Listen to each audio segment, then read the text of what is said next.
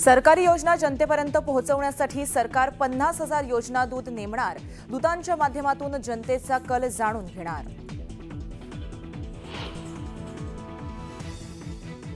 मुंबई उपनगरातील खड्ड्यांसंदर्भात सह्याद्रीवर महत्त्वाची बैठक। गणेश उत्सवापूर्वी खड्डे बुजवण्याबाबत आराखडा तयार करण्याची शक्यता।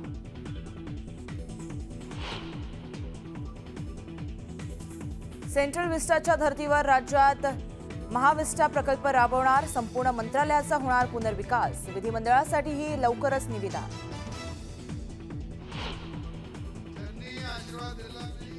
वेड्यानो, भाऊबीज कधीही परत घेतली जात नाही। फडणवीसांच्या रवी राणा महेश शिंदेंना कान पिचक्या।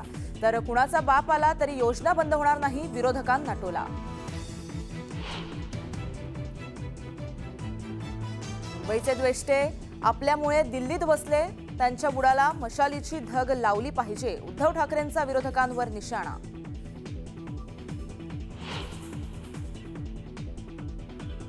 नवी मुंबई विमानतळावर ऑक्टोबरमध्ये लँडिंग होणार। इन्स्ट्रुमेंट लँडिंग सिस्टीमची चाचणी पूर्ण।